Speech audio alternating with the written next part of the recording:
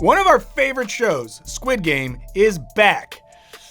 Kind of. While the second season of the acclaimed Korean series is still on the horizon, the reality competition show it inspired, Squid Game: The Challenge, is right now one of the most watched series on Netflix, which is very good for Netflix because they've been struggling recently and we just really wanted them to get a win. So Netflix, we're thinking about you and we hope that it's going okay. Now, for some people, the notion of a reality show based on the dystopian series is gross at best and a world historical instance of absolutely missing the point at worst. That's because, as many of us read it, the original series was precisely about how capitalism has created a sort of game out of our very economic survival, along with offering a critique of how debt has come to structure our economic and social realities. As the show's director said, "I wanted to write a story that was an allegory or fable about modern capitalist society." Now, if for some reason you missed the original show, the gist of it was that a broke dude named Ji-yoon gets lured into a game that offers him the opportunity to earn the sort of money that would get him out of life-destroying gambling debt and allow him to rebuild a relationship with his estranged daughter. Shout out all my gambling addicts who don't get to talk to their daughters anymore. If that's you, don't shout it out in the comments because it would make me pretty sad, but I hope things get better. But when he gets there, things are way darker than he realized, with contestants being executed when they lose games and the overall vibes turning into a gnarly state of nature, in which seemingly normal people are willing to dehumanize themselves and others, all for the chance of getting out of debt and having a chance at financial freedom.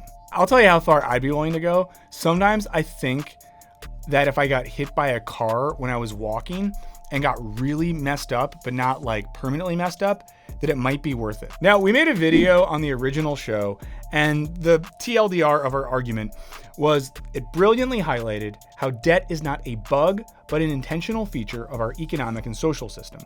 We argued that the debtor and indebted relationship isn't a modern invention, but has been around at least since Christianity hit the scene. Merry Christmas to all, and to all, a good night. And we looked at how this system turns us all into a type of indebted man, a sort of human subject defined both externally and internally by our relationship to debt. But the most important thing here is that the notion of indebted folks being forced to play a brutal and dehumanizing game to have a better life was presented in the original show as a type of dystopian satire, making literal the havoc that debt is wreaking on folks all over the world. Which is why when it was announced that they were making a game show in which people would play a brutal and dehumanizing game to make millions of dollars and presumably have a better life, many folks lost their minds. It's like if you watched Office Space and then you said, I should make a reality show called the TPS Reports Challenge, where a bunch of office workers come and see who can be the best at TPS reports. The show's executive producer, Tim Harcourt, told TV Guide, "For us, the anti-capitalist allegory is only one very small part of Squid Game." He also told the Daily Beast, "You could criticize a Star Wars ride as ignoring the fact that Star Wars is an allegory about an uprising over an evil empire. That is one aspect of Star Wars, but that doesn't negate the possibility of deriving further stories from it." And another producer, Stephen Lambert, said, "The aspect of it that made it appeal to all of us is that it's an incredible mechanism for looking at human nature under pressure. That's universal, isn't it? That sits at the heart of a lot of great drama and a lot of great unscripted shows. Also, we flipped ours. Our version is driven by opportunity rather than being driven by need." Guys, you can't make this stuff up. This is really what they said. They said the show isn't really an anti-capitalist allegory, and their show is about opportunity. Like, anytime someone in life says to you, I have a great opportunity, it's always a scam. When has there ever been an opportunity that was really an opportunity? Like if your boss says, hey, sport, I got a great opportunity for you. It's not. But having watched all but the final episode, which actually airs the night that we're filming this, I think that the apolitical version of Squid Game, focused wholly on opportunity rather than desperation, does an even more stark job at showing the psychological and social effects of the type of alienation and competition produced by both debt and labor under capitalism. And to prove it, today I'm going to dust off our old Philosopher Reacts format to watch some clips from Squid Game: The Challenge and see if the show has anything to teach us about the dehumanizing effects of a culture built on competition. So put on your green jumpsuit, get your marbles out, And let's get into this Philosopher Reacts to Squid Game, the challenge. Okay, I want to start with one of the first interviews that we see in the show with one of the contestants. Who's not in debt? We're facing a recession. I mean, I had to, I'm not getting paid at work for this, but you're dreaming, you're taking a chance. What's that like to be able to pay off your house? What's that like to be able to pay off your car? I know these may be simple dreams, but what's that like? Yeah, I got my own dreams. They may not be much, but I got dreams too. Oh my God, I find that so sad at the end when she says that she has dreams too. Now, it's weird because the producers and those quotes I read earlier tried to disconnect this show from the themes of the series.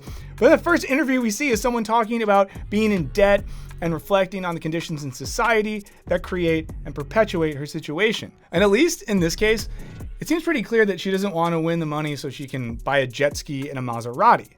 She's just trying to pay off her debt and actualize some dreams. And it seems like some of her dreams are just the ability to pay off that debt.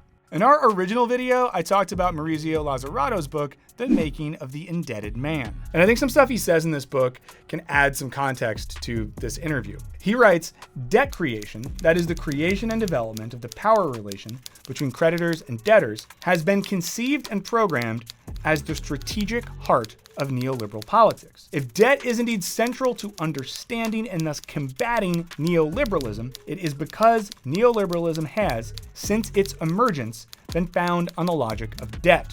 I know I said neoliberalism a bunch there. If you're like, I don't know what that means, Michael, what are you doing? We have a video about neoliberalism. We made it quite recently. Maybe pause here and check that out and come back, especially if you're at work. Remember, we always encourage you to steal time from your employers by watching our videos, and then let us know in the comments if you are. If you think about it that way, you're getting paid to watch Wisecrack. Wow. Now, for Lazzarato, the logic of debt and our dependence on credit are just necessary parts of the neoliberal system. Now, debt benefits creditors and larger economic systems in a variety of ways, but one that relates to the logic of the show and this interview is that it takes away a certain sense of our freedom. Now, in a really literal way, we lose the freedom to do things that require money when we don't have money.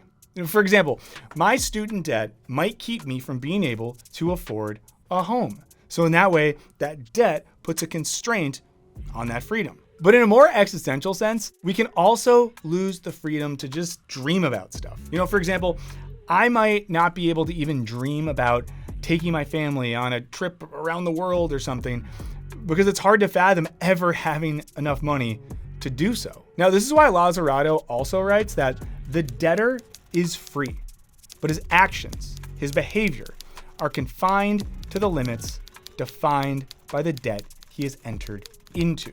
And of course, the premise of the original show, and to an extent this game show, is the potential to finally be free by winning. To finally have, existential and social freedom by having a giant piggy bank full of money. Okay, so a lot like in the original show, a big theme here is people turning against each other, screwing each other over, and looking at all these other humans in the bunk bed warehouse as threats. Now, this is a sort of version of the type of alienation that we've talked about in the past, which is the process by which labor, and in some cases, just the desire for money, can turn us against ourselves, each other, and even our humanity. Now, British art critic and philosopher John Ruskin, who was a contemporary of Marx's, was a keen observer of how the desire for wealth turns us against one another. Now, according to David Barnes, Ruskin understood that what really drove the Victorian desire to be rich was the desire to have power over others. The art of becoming rich, wrote Ruskin, was really the art of contriving that our neighbors have less. Okay, so that's why I kind of find this next part pleasantly surprising, because we see some real humanity coming through. Let's watch this. I'm sure some of you have already thought of this, but I'm gonna pitch it anyway. Do it. I love you, baby. Go on. Everyone takes one turn. 18, 19, 20, you guys are lucky ducks. Everyone else has If you to ever take call me a one lucky turn. duck, I'll If they're end you. safe, they stop there, and the next player has to overtake them and make the next decision. Basically, teamwork makes the dream work. or other things like that. Let's do it. If we do that, that's fair. Everyone has a 50-50 for the whole thing.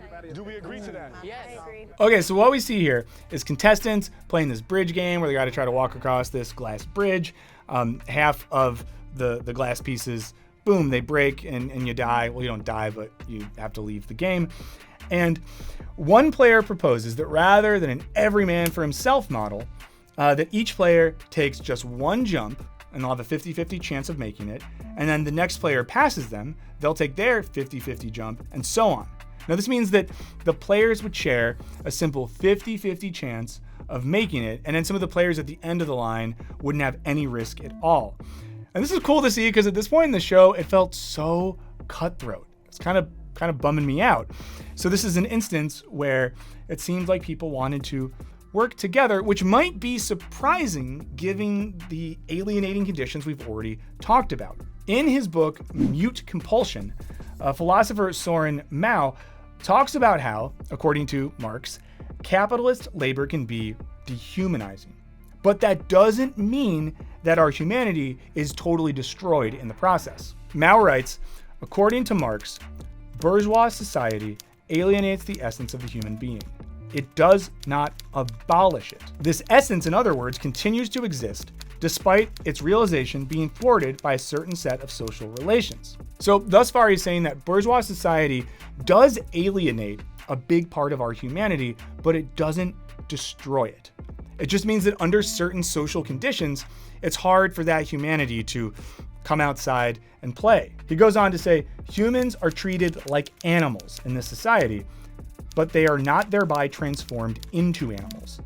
Their humanity, their essence, persist underneath their animal-like conditions, right? So even in conditions where we treat human beings like animals, whether it's horrible stuff that's happening in real life or people stacked in a warehouse in a game show, that doesn't kill our fundamental humanity. It's still there. And finally, he says, what this simple analysis of the notion of alienation tells us is that it carries the idea of an unrealized potential. It implies a concept of the human essence as something which continues to exist even when a given set of social relations prevents it from unfolding. So when we think about a world of debt and necessary labor and bridges made of glass, what he's saying here is all of those alienating things might diminish or sort of suppress our fundamental humanity, but they do not destroy that humanity. And in this example, our little Squid Game players are kind of forming a cute little Squid union of sorts, where they're all committing to working together for the benefit of the whole, rather than being selfish little animals that just want to win. But of course, as anyone who's existed long enough knows, nothing that's good can last, and pretty soon this magical human union is going to get ruined. Tuck in. So they're not passing? She's not gonna jump up? I guess not. So it's her turn, Overtight. but she just I don't stands mean there. to call shots for anyone, but I think it's fair if someone else steps up. Talking. Hashtag the you talking challenge in your own life, find someone you can turn to and say, you talking? It's so intense. Oh my gosh. So again, this guy we're looking at, he already jumped once. He shouldn't have to jump again. No! And then he falls. And we didn't have a chance to watch the whole show together, but he was one of the good ones. He's a nice guy. He came on the show with his mom. That's a nice story. So they only get 3 players into the plan before 278 decides that she's not participating, which then forces the player ahead to take a second jump, which means that his odds go from 1 in 2 to 1 in 4. And as you see, it didn't turn out so well for him. And what we see here is a quick dropping of this kind of human logic of participating in a shared strategy and a return to this more animalistic, dehumanized logic of every man for himself, all-out competition. And it's even worse that 278 makes that selfish move after already benefiting from the selflessness of those ahead of her. Now, Ruskin also talked about how under capitalism, the economics of labor has an inherently dehumanizing effect. According to Chris Gallardi, Ruskin's primary critique was that political economy strips the study of production and consumption of their human elements, with disastrous moral and material results. The idea here is that the way we think about economics and the way we think about values in economics, like what's good and what's bad, just gets stripped of humanity, and we get what he calls disastrous moral and material results. Meaning people do stuff like say that they're going to commit to the plan and then break the plan because all they can focus on is the idea of getting money at the end of the thing. So what happens just a couple minutes later, I think is even more instructive and made me even more pissed off.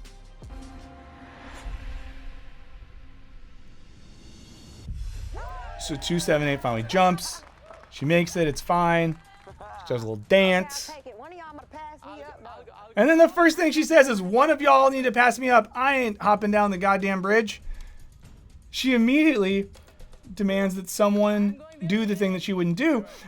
But then everyone else is celebrating it. And it seems like in that moment, they kind of forget about the way in which one player broke this commitment to teamwork and just someone else over for their gain and just kind of celebrates it.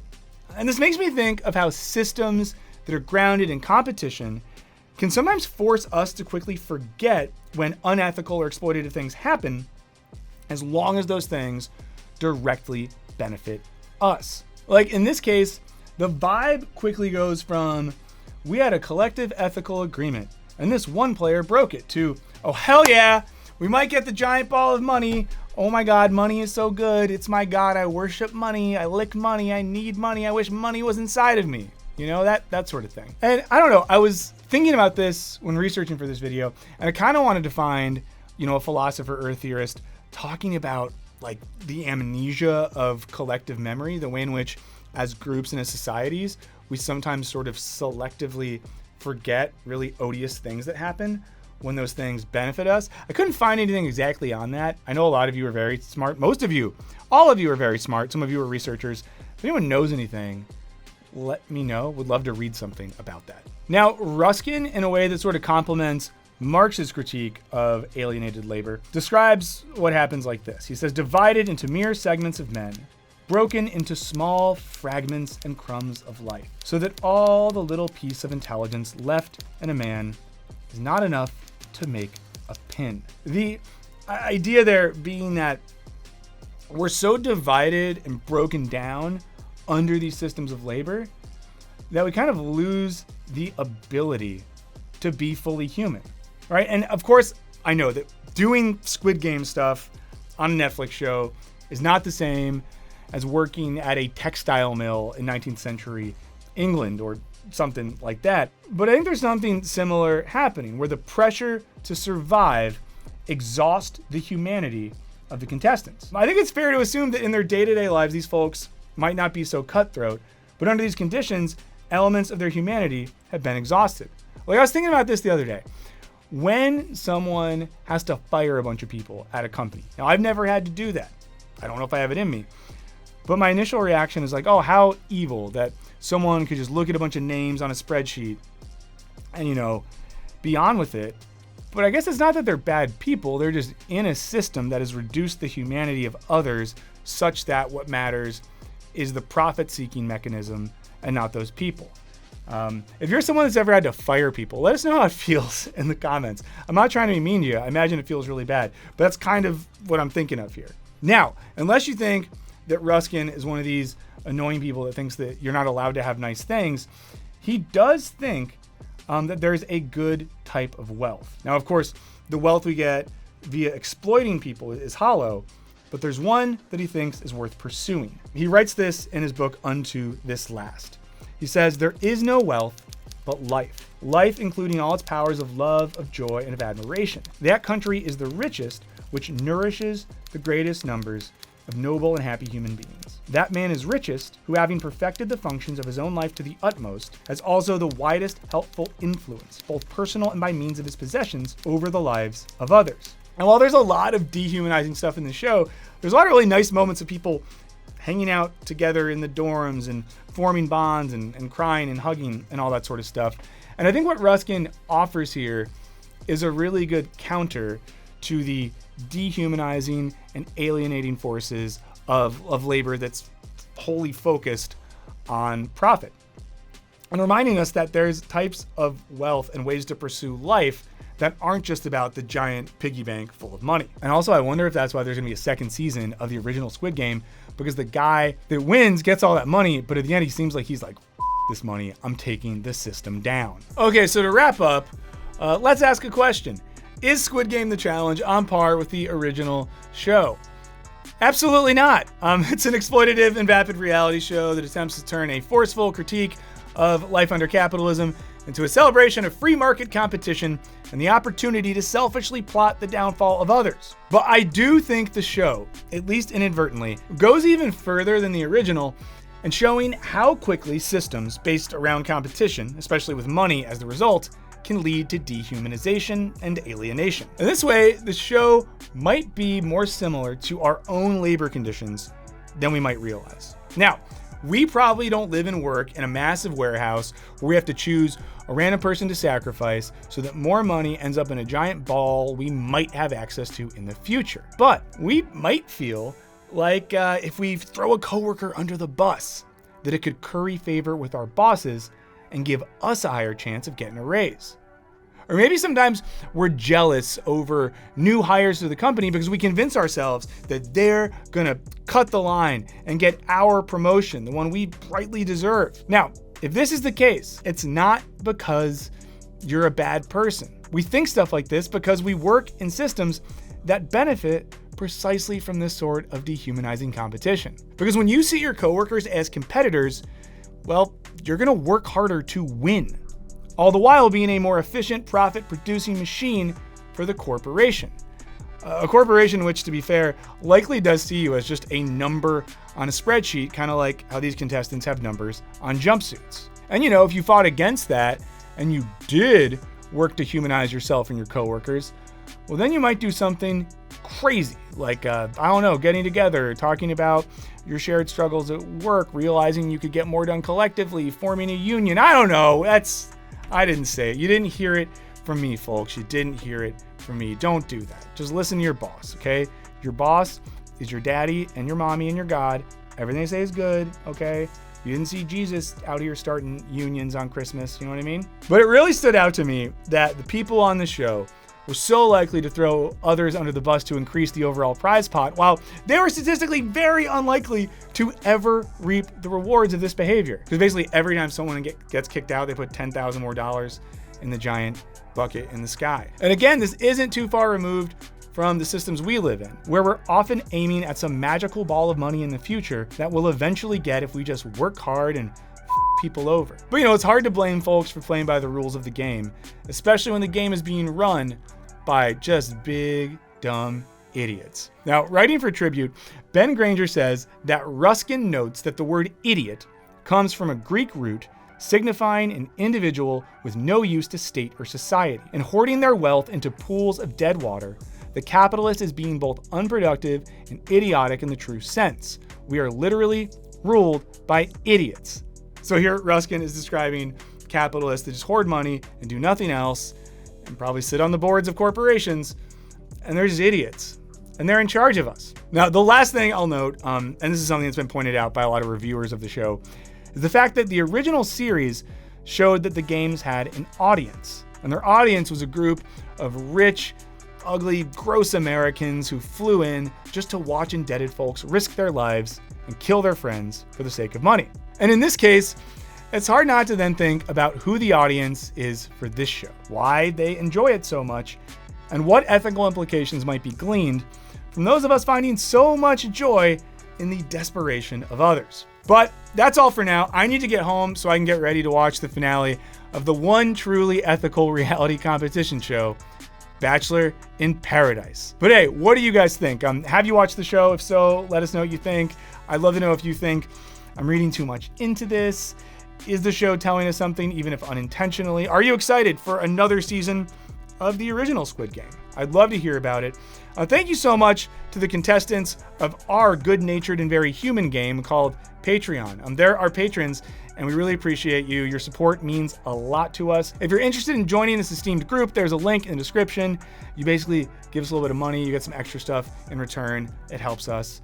Thank you for even thinking about it. Now, if you're so alienated by debt and the world around us that you can't even fathom paying money to us for extra stuff, I totally get it. So thank you for being here, for watching, for listening, for clicking, liking, subscribing, leaving comments, ringing bells. All that stuff really helps a lot when we are existing in a sort of a digital media Squid Game that seems impossible to win. In the meantime, I don't know, be nice to people, enjoy reality shows, and wear matching tracksuits with your coworkers and take pictures of it and send them to us. I'll see you next time.